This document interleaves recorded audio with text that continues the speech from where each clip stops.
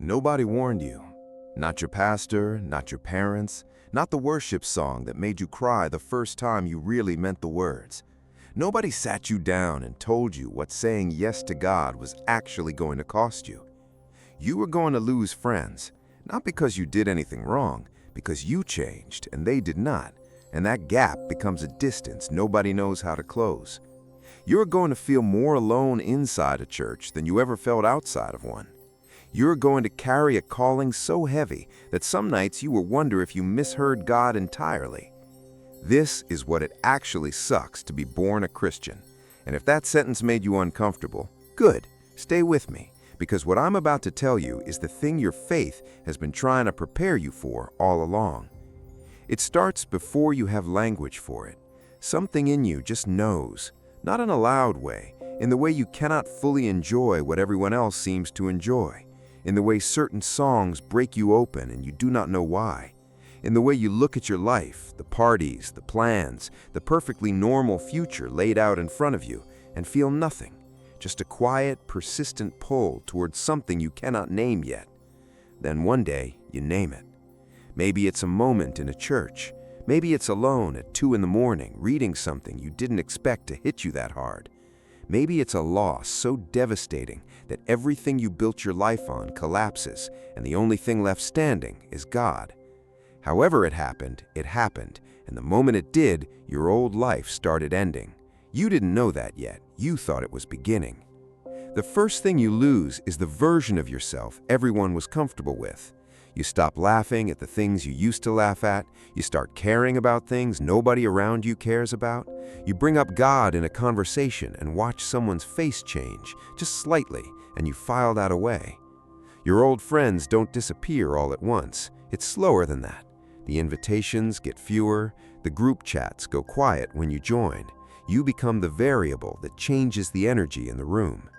And here's what nobody tells you about that loneliness. It doesn't mean you're doing it wrong. It means you're doing it exactly right.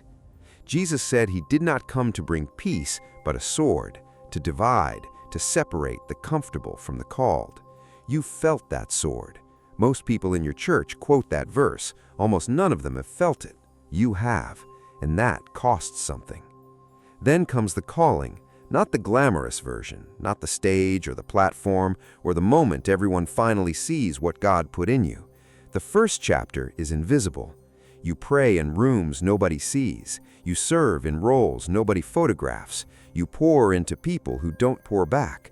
You stay faithful in a season that looks, from the outside, like nothing is happening. And the enemy, and your own mind, which is sometimes the same voice, will tell you that nothing is happening, that you misheard, that the people with the numbers and the influence must know something you do not. But that dark 3 in the morning, is any of this real wondering, is not a sign of weak faith.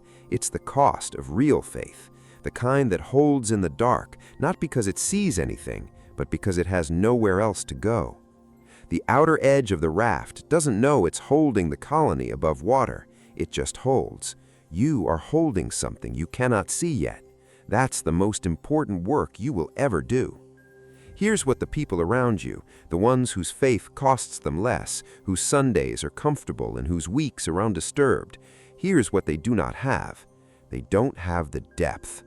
You cannot know God as sustainer if you have never needed sustaining.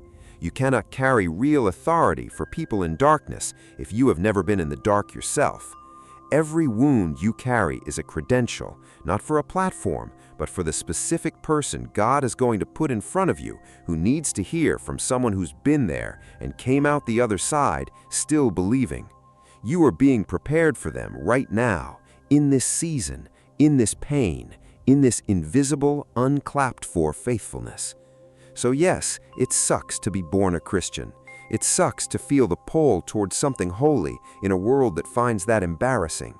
It sucks to lose the friends, the comfort, the easy version of yourself. It sucks to carry a calling through seasons where nothing visible is happening. It sucks to be on the outer edge of the raft.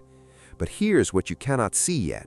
The raft holds, not because of the ones in the safe middle, but because of the ones on the edge.